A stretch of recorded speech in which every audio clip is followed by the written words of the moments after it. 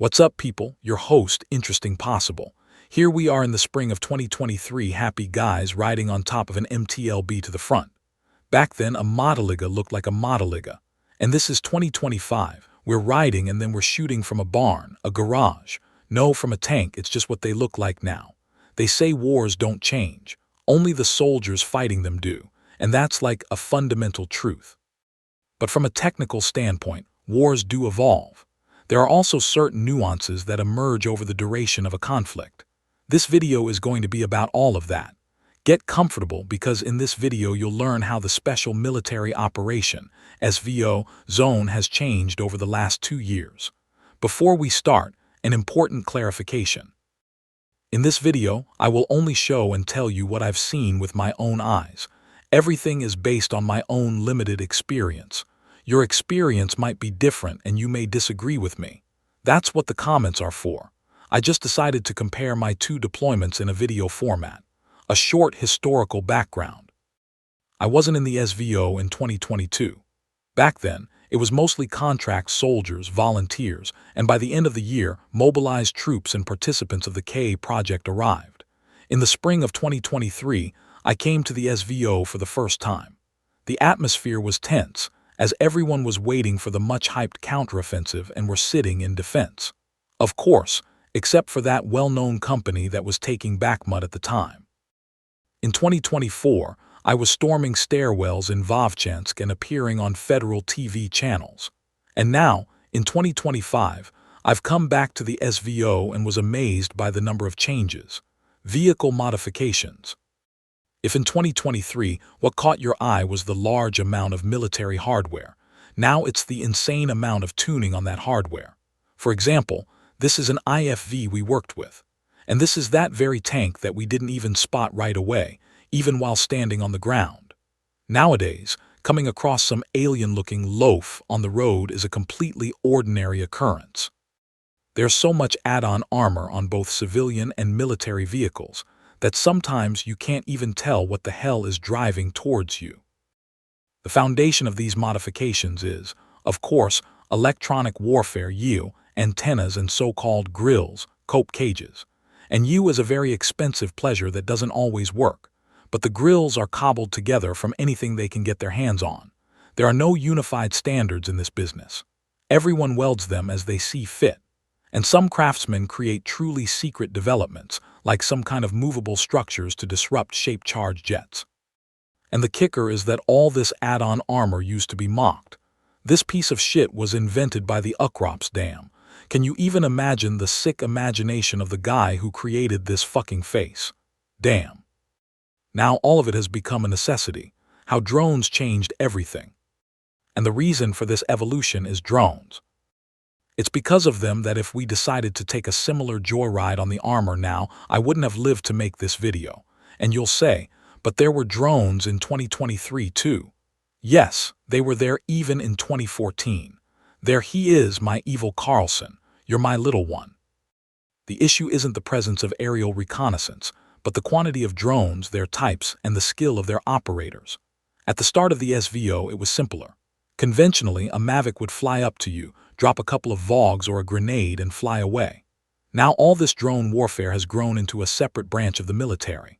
We have signal repeaters, FPV drones, fiber optic FPV drones, drones that change frequencies to counter. Also, drones now provide 24/7 surveillance of their own, enemy, and neighboring positions. They use drones to lay mines, clear mines. One drone takes down another.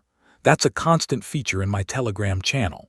FPV drones themselves have become much cheaper to produce, so there are a lot of them. There are also many more specialists. That is, sufficiently experienced operators have grown on both sides of the conflict. So now, when a reconnaissance drone finds an interesting target, like a vehicle, several FPV drones immediately fly at it from different points because there are already several operators ready for a sortie. To summarize, these days, drones have become more maneuverable, they hit farther and harder, and therefore they've become more difficult to counter. About drone detectors. Well, since we're on the topic, the season's hit is drone detectors. Personally, I went there with a Bullet drone detector which was bought for a lot of money thanks to your donations, for which I thank you immensely. But there's a nuance. Okay then. With such a number of drones, a drone detector won't help. I once bought bullet detectors for humanitarian aid before, and one of them saved guys' lives. They were moving between settlements. The bullet started beeping, they managed to jump out of the loaf, and it was immediately destroyed. The bullet, by the way, burned up with it, but whatever. The main thing is that it did its job and the guys stayed alive. So it's a cool and working piece of gear. However, the closer you get to the LBS line of battle contact, the more useless the drone detector becomes because it just starts screaming constantly. Accordingly, it gets in your way and you turn it off. After all, it reacts not only to enemy FPV drones but also to repeaters, to our own FPV drones, to our own recon drones, to the recon drones of your neighbors, and so on. And you might object, wait, but it has a add to exclusion list function. That is, you can add your own drones to the exclusion list and it won't react to them. That's true. But the working frequencies change constantly. On active sections of the front, a reconnaissance Mavic lives for 1-2 days, and you'll just get sick and tired of adding all this to the exclusion list every single day. And it has another quirk like, oops, my mistake. Meaning you're already lying there scared shitless and it was just a false alarm. Still, I can't call drone detectors completely useless. If you cut through the hype in marketing, such detectors can be useful for drivers, evacuation teams, those who frequently move between settlements in the second or third echelon. But for everyone else, they bring much less benefit. For what it's worth, this isn't just my opinion. Whether it's worth overpaying specifically for the bullet, even considering their price has now dropped by half, I don't know. The guys we visited use other detectors, so think for yourself based on your needs and budget. Supplies. If you compare 2023 and 2025, the supply situation has improved significantly. In 23, the aftereffects of that post-mobilization crisis were still felt.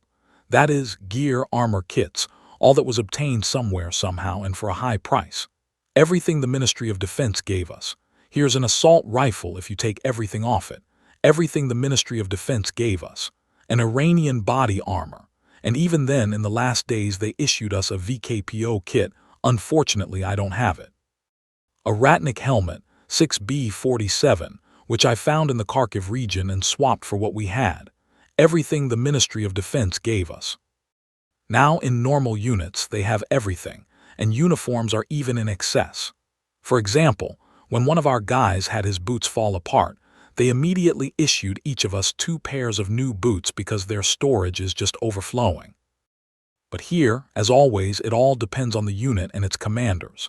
As a shameful exception, we still have those excellent places where the guys don't even have Beifeng radios, and the leadership doesn't even seem to care. But I repeat, this is the exception.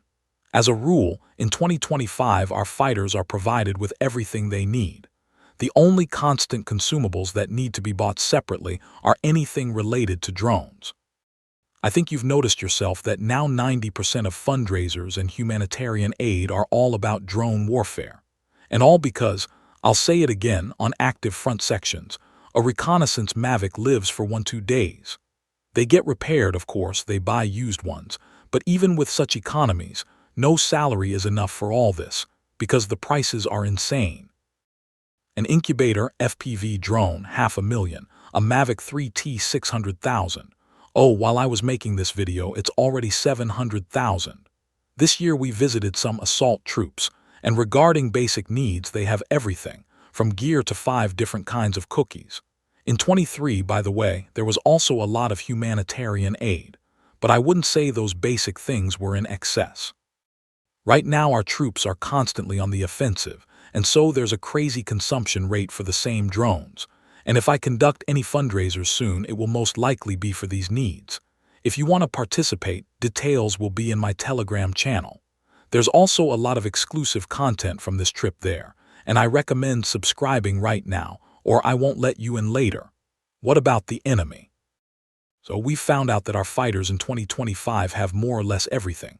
So what about the enemy? The enemy has much more long-range weaponry. They've been handed all sorts of Western missiles, and they aren't shy about using them actively. Again, I'm judging only by my own experience. Throughout this entire deployment, these damn rockets were trying to catch us, and it was purely due to incredible luck that we weren't hit. because the rockets would hit our location several hours after we'd left. Specifically, both times when we were working with the hardware, when we filmed everything you've seen in my shorts, it followed the same script.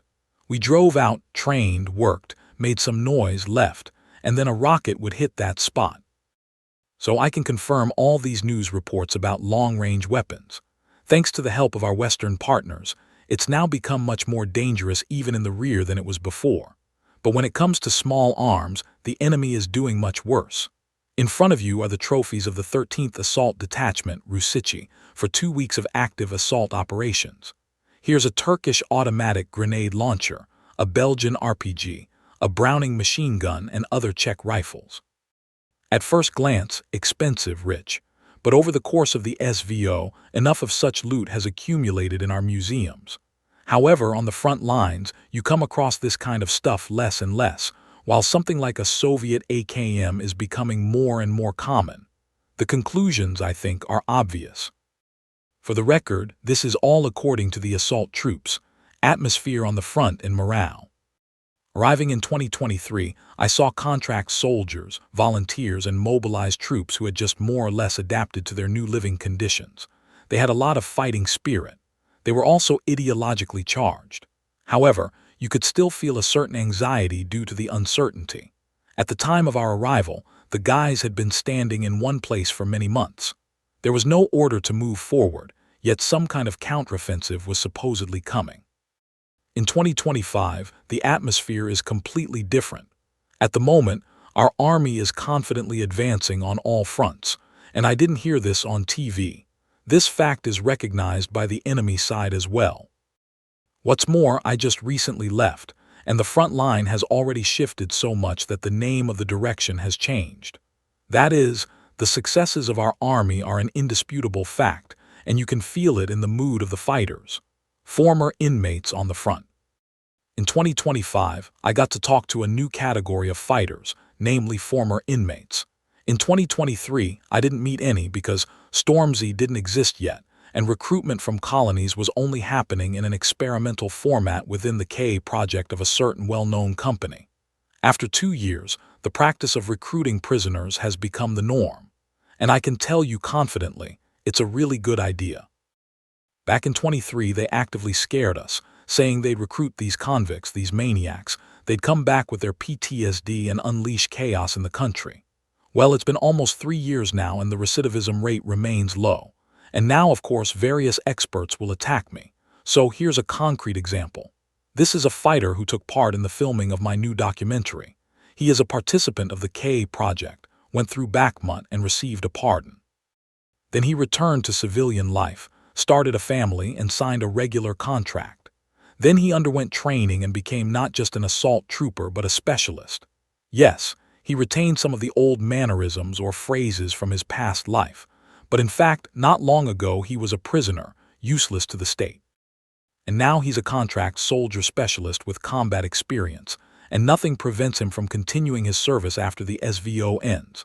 And in personal communication, let me tell you, he's no different from other servicemen. Yes, he's the kind of person who would give you his last sip of water. Of course, there are always exceptions in the form of some irredeemable scumbags, and sometimes private cases pop up in the media with grenades in stairwells. They have their people everywhere. And if you assess the situation soberly, most people end up in prison out of stupidity, like for drugs or for shoplifting. And in such cases, a contract is a real chance to get on the path to correction. Pets in the SVO. Now for something a bit sad. Over the years of the SVO, a lot of stray pets have appeared in the new territories. It's a natural process as people leave their homes due to the prolonged fighting. They can't always take their animals and the pets start breeding uncontrollably. Some are luckier. They attach themselves to the soldiers, live in the dugouts, eat meat, and feel pretty good. For the record, don't trust this cat. He's a real con artist. He purposely goes from dugout to collect tribute from everyone. That's all for today. With you as interesting possible, don't forget to subscribe to the channel and click the bell. Until next time.